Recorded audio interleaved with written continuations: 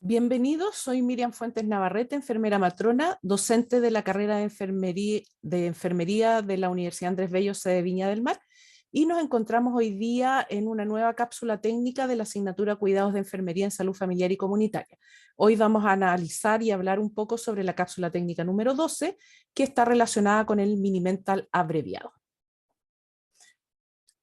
¿Qué es el Mini-Mental abreviado? A grandes rasgos, ya lo dijimos en la cápsula de EFAM Chile, el Mini-Mental abreviado es un screening, por lo tanto permite un tamizaje del área cognitiva en una primera etapa, es breve y es sencillo de aplicar, evalúa funciones cognitivas, consta de 6 preguntas, el puntaje total del test es de 19 puntos. Sin embargo, se considera que el test está normal cuando la persona obtiene un puntaje mayor o igual a 14. En el caso de que obtenga un puntaje menor o igual a 13, se considera que el screening está alterado. Para poder entender bien de qué se trata el Mini-Mental, tenemos primero que hablar un poquito sobre la memoria. La memoria, como todos sabemos, es una de las principales funciones del cerebro. Es una función compleja que permite almacenar para reconocer y recordar percepciones, emociones, información, habilidades y vivencias. En el caso de las personas mayores, la pérdida de la memoria es la principal amenaza para el cerebro, ¿ya? Además, las enfermedades cerebrales que causan fallas de la memoria son frecuentemente las más predominantes en personas mayores. Para poder entender bien cómo se estructura la memoria, vamos a utilizar el modelo multialmacén de Atkinson y Shiffrin, ¿ya?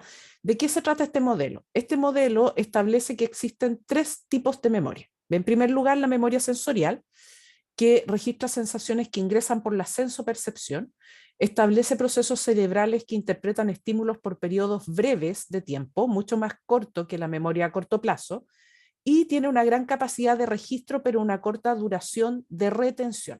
Eso significa que por medio de la memoria sensorial yo voy a obtener recuerdos que no van a durar más de un segundo. Bien, un ejemplo de memoria sensorial sería por darle un ejemplo, yo estoy en la universidad, de repente escucho una voz y reconozco la voz de alguien, pero no lo veo. El otro tipo de memoria es la memoria a corto plazo. La memoria a corto plazo es de capacidad limitada. Establece procesos cerebrales que están encargados de interpretar estímulos y conservar esa información, pero durante un periodo breve de tiempo. Permite retener aproximadamente 7 ítems por un máximo de 30 segundos y es desplazada por nueva información si no se le repasa. Un ejemplo de memoria a corto plazo sería que pasa un auto y yo me grabo su número de patente por un tiempo y lo repito varias veces, pero en unos 10 minutos más ya no lo voy a recordar, ¿ya? Sino que pasó, memoricé el número de la patente y como no lo repaso, entonces por lo mismo no lo voy a retener. Y el otro tipo de memoria es la memoria a largo plazo.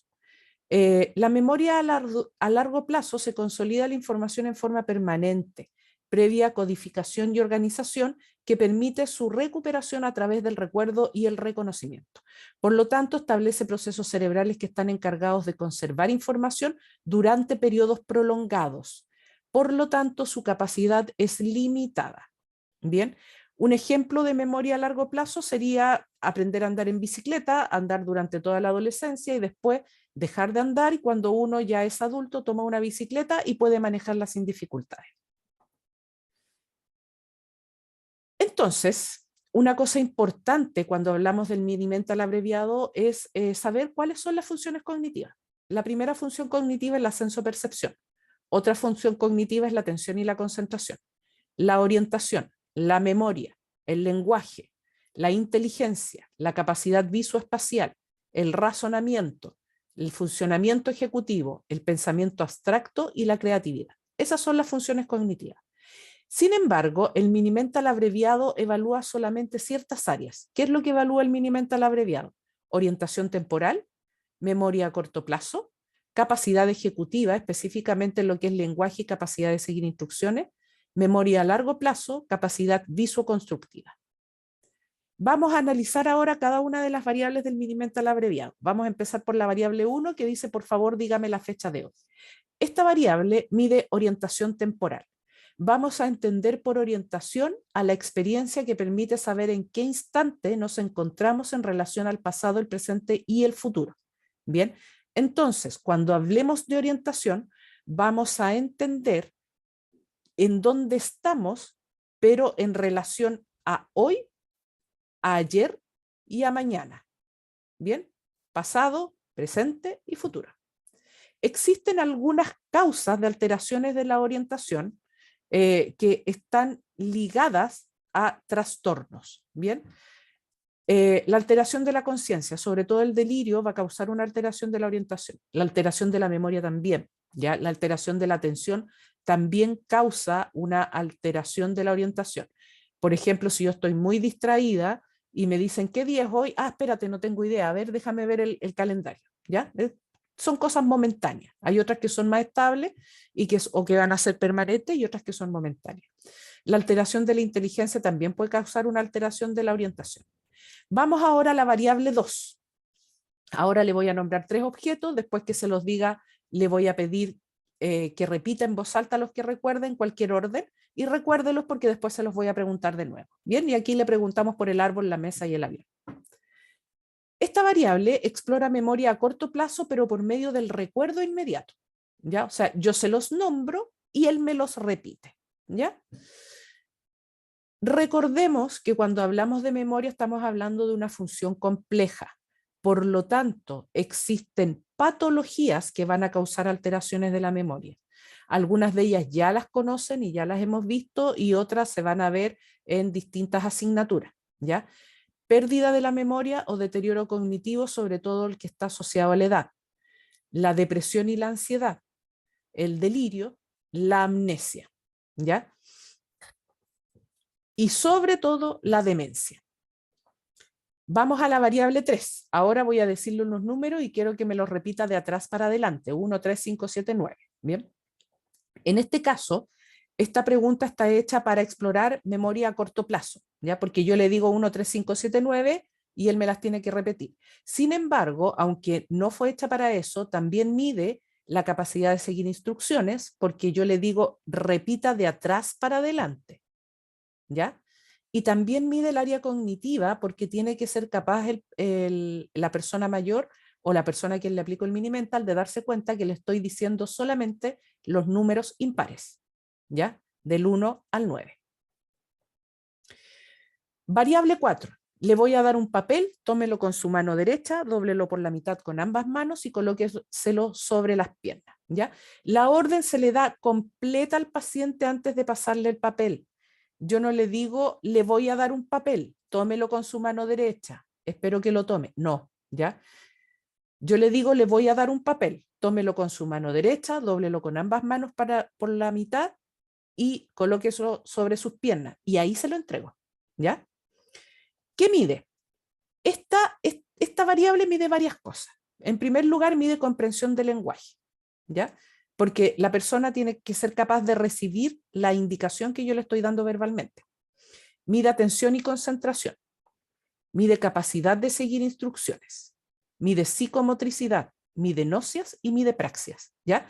En esta variable nos vamos a detener un poquito más porque vamos a analizar cada uno de estos puntos para que logren comprender por qué es importante que la indicación que se le da a la persona que se le aplica el mini mental, al igual que en el TEPSI, tiene que ser lo que le estamos pidiendo que haga y tiene que ser como está escrito. ¿Bien? Empecemos por el lenguaje. Todos sabemos que el lenguaje es una conducta de comunicación que permite transmitir mensajes, ya sea en forma hablada o escrita. Por lo tanto, existen alteraciones y las alteraciones del lenguaje se van a dar tanto en la expresión como en la comprensión. La primera alteración del lenguaje, que es la más conocida, es la afasia. ¿Ya? La afasia todos sabemos que es un trastorno del lenguaje hablado. La afasia puede ser de expresión o comprensión. Por ejemplo, la persona puede no recordar palabras, entonces te está hablando y te dice, sí, lo que pasa es que yo necesito, ¿cómo se llama? No, yo necesito tal cosa. Y no puede expresar lo que necesita porque se le olvidó cómo se llama, ¿ya? O bien se le olvidó una palabra, yo, yo. ¿Y ¿Tú qué le dice? Yo, y no sabe cuál es la palabra, ¿ya? O bien puede ser de comprensión, que yo le diga, pásame el vaso, y como producto de la afasia no puede reconocer objetos con sus nombres, no entienda cuál sea el vaso y me pasa un florero. ¿Ya? Entonces, la afasia puede ser de expresión o puede ser de comprensión. Otra alteración común del lenguaje son las alexias. ¿Ya? Las alexias son trastornos del lenguaje escrito. Entonces la persona pierde la capacidad de leer. Tú le pasas un documento y la persona no es capaz de leerlo. ¿Ya? No sabe cómo leer, se lo olvidó. ¿Ya? Y la tercera alteración son las agrafias, que son trastornos del lenguaje escrito en el cual la persona pierde la capacidad de escribir. Entonces tú le pides que escriba algo y no puede escribir. ¿Ya? Atención y concentración. Todavía estamos dentro de la variable 4. Cuando yo hablo de la atención, yo estamos hablando de un instrumento del vivenciar que me va a permitir orientarme en una actividad psíquica, ¿ya? Psíquica de psique, ¿ya? De psicología, no psíquica de otro tipo, ¿ya? Entonces, por ejemplo, cuando yo hablo de atención, ahora que estoy hablando con ustedes, se supone que ustedes me están poniendo atención a lo que yo estoy diciendo. ¿Ya? Sin embargo, cuando hablo de concentración, yo hablo de una atención focalizada, como dicen los norteamericanos, focus, ¿ya? Concéntrate, enfócate, bien, focus. Entonces, lo que yo espero, por ejemplo, con esta cápsula es que ustedes no solo hayan prestado atención, sino que se hayan concentrado en cada una de las variables que estamos analizando del mini mental para que cuando lo apliquen sepan perfectamente qué es lo que están midiendo en la persona a la cual se lo están aplicando. ¿Ya? Capacidad de seguir instrucciones. Lo tienen los niños de 4 años y de 3 años cuando aplicamos el TEPSI, ¿cierto? La capacidad de seguir instrucciones en la realización de una acción en forma voluntaria bajo el control del yo. Por lo tanto, se requiere voluntad y psicomotricidad. Bien, yo estoy siguiendo una instrucción, o sea, yo estoy consciente de lo que estoy haciendo. Bien. ¿Y qué es la psicomotricidad? Es la capacidad para realizar una acción, ya sea instintiva, habitual o voluntaria, para lo cual entran en contacto las áreas motora, cognitiva y socioafectiva. ¿Qué significa esto? Que cuando yo hablo de psicomotricidad, yo no estoy hablando solamente del movimiento, ¿ya?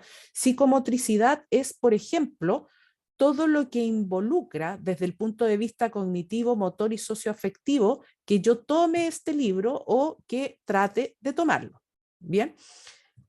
Por lo tanto, para que exista psicomotricidad tiene que existir una emoción, un sentimiento o una finalidad de logro de algo.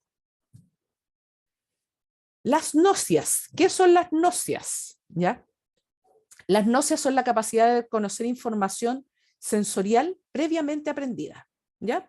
Ya sea visual, auditiva, táctil, olfativa y o gustativa. Entonces, por ejemplo, yo tomo algo y digo, esto es suave, porque ya aprendí desde el punto de vista táctil lo que es la suavidad, ¿ya? O siento un aroma y digo, oh, hay olor a carne, ¿ya? Hay olor a asado. Todos sabemos que el asado tiene un olor característico que está dado por el carbón. Entonces, yo reconozco la información de que se está preparando un asado por el olor. ¿Bien? ¿Y qué son las praxias? Las praxias son la capacidad de realizar actividades motoras voluntarias en forma precisa y coordinada, donde las acciones motoras son dirigidas por medio de un proceso neurológico que permite crear movimientos organizados para alcanzar un objetivo. Entonces, por ejemplo, si a ustedes yo les digo, pásenme un lápiz, praxia sería todo lo que involucra el movimiento para alcanzar el lápiz y entregármelo. ¿Bien? Eso es la praxia. Incluye un proceso neurológico, ¿ya? Que está dado no solo por la intención, como era la psicomotricidad, sino que además por todo el componente neurológico que involucra realizar el movimiento. ¿Bien?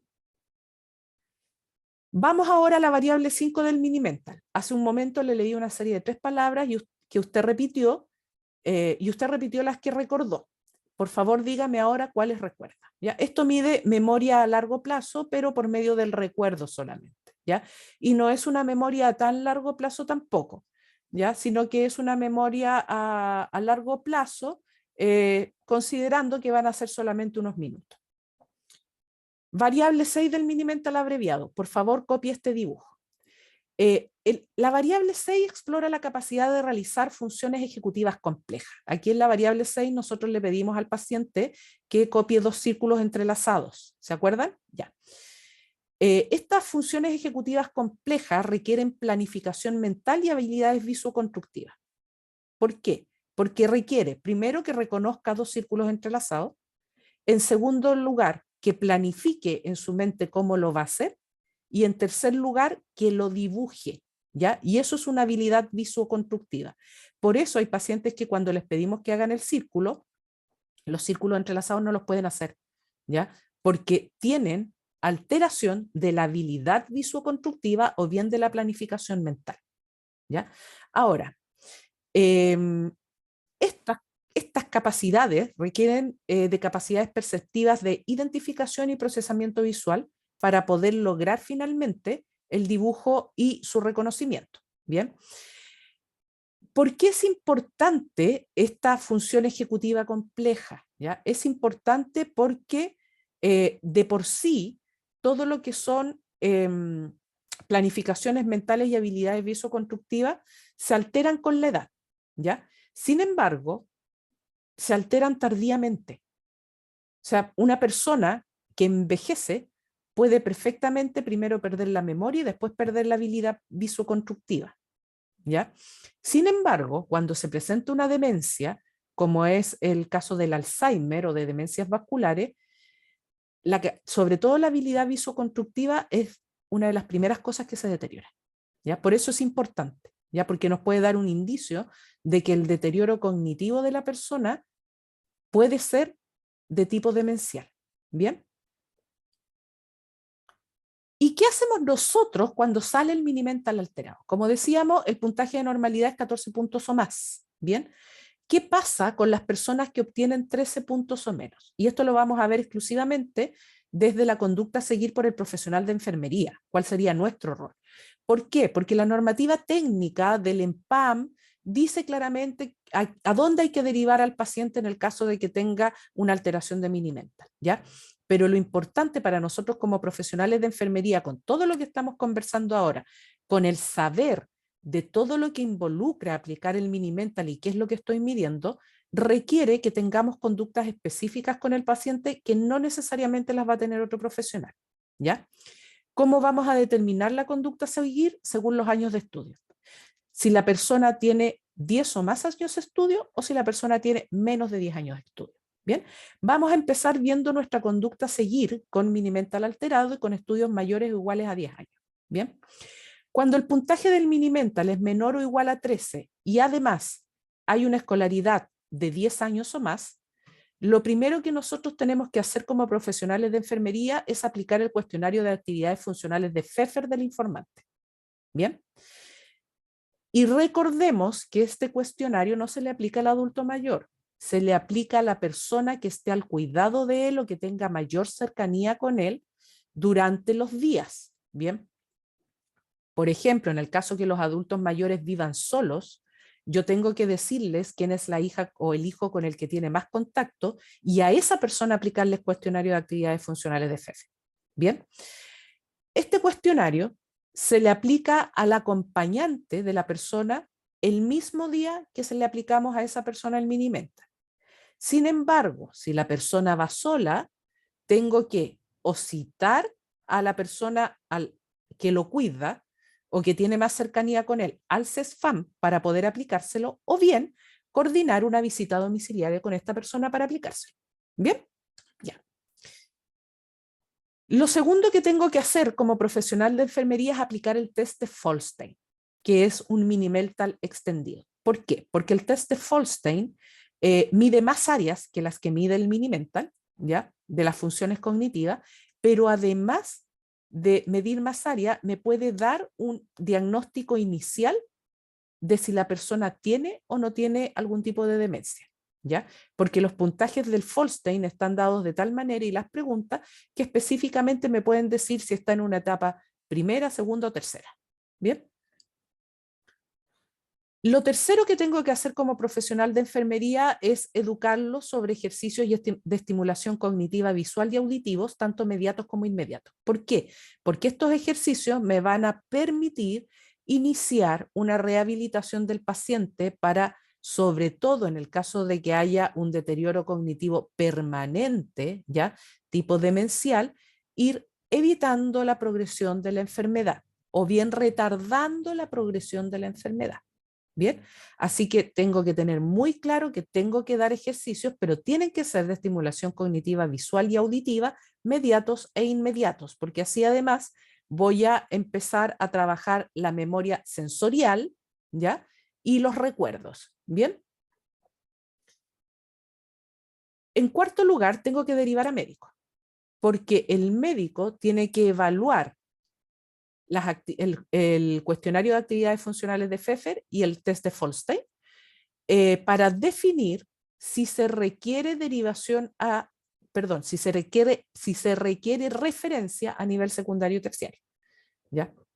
Lo más seguro es que lo refieran para poder hacer un diagnóstico certero de qué es lo que tiene la persona.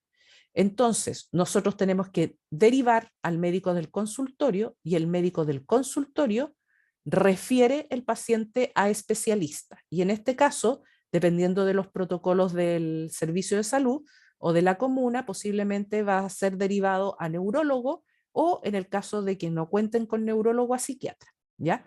La otra derivación que tengo que realizar es al programa Más Adultos Mayores Autovalentes, porque recordemos que ese programa, aunque sea para trabajar con personas que están con una autovalencia con riesgo, ¿ya? Me permite a mí estimular funciones motoras, estilos de vida saludable y funciones cognitivas, ¿bien? Y además crea redes de apoyo.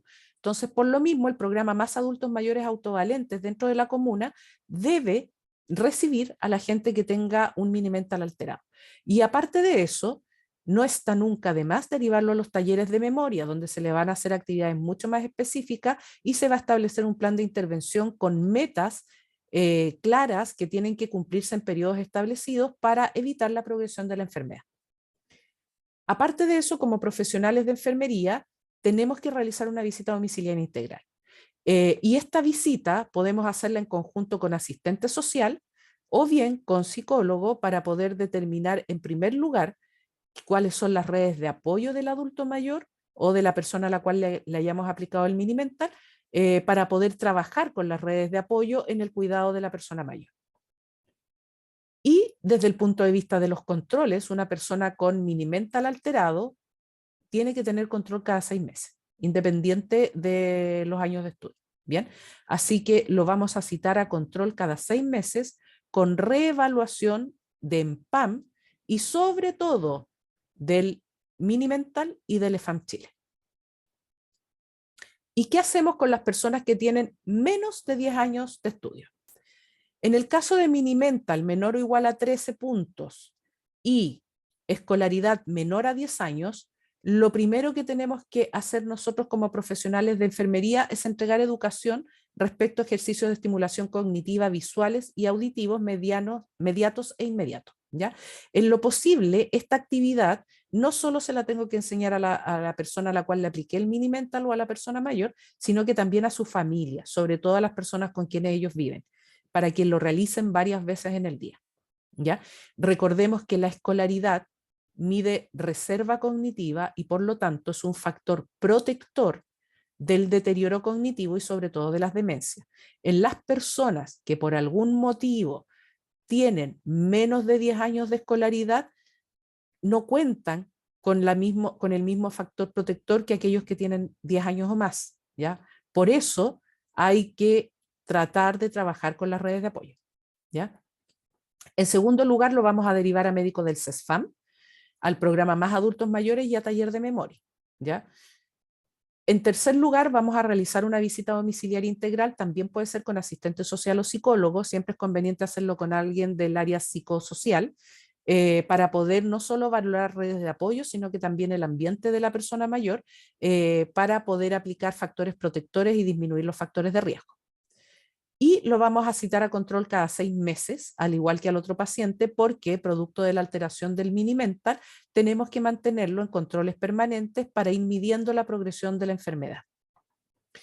¿Y qué pasa con la derivación a médico? Como decíamos, nosotros lo vamos a derivar a médico del consultorio o del establecimiento de salud, porque ese médico lo va a referir a nivel secundario o terciario, según los protocolos del establecimiento, para evaluación de especialistas. Bien.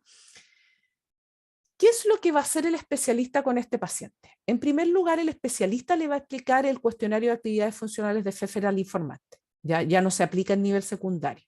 ¿Por qué? Porque si la persona tiene menos de 10 años de escolaridad, lo más posible es que le cueste seguir instrucciones. Entonces, producto de eso, él va a solicitar que vaya acompañado al establecimiento de nivel secundario o terciario para poder aplicar el cuestionario. ¿Ya? A estos pacientes no se les aplica el Folstein. A estos pacientes lo que se les aplica es el test del reloj, ya que es un poco más complejo. A veces no lo aplica el mismo especialista, los neurólogos por lo general lo aplican ellos, pero a veces le piden a psicólogos que lo hagan y para eso ellos derivan dentro del mismo establecimiento a los psicólogos del servicio clínico. ¿Ya? Y lo otro que se hace con este tipo de pacientes en el nivel secundario y terciario es que determinan cuál es el diagnóstico y el tratamiento. ¿Ya? Cosa de poder iniciar rápidamente y mantener al paciente en controles en el nivel secundario cada cierto tiempo, pero contrarreferir al nivel primario las indicaciones para cumplimiento. Bien, y para que nosotros en el nivel primario, que somos los que estamos más cercanos del paciente, podamos realizar las actividades indicadas por el médico especialista y sobre todo realizarlas en su ambiente, en su casa, en su lugar habitual de vivienda. Bien. Bueno, espero que les haya gustado esta cápsula técnica y nos vemos en una próxima cápsula. Muchas gracias y hasta luego.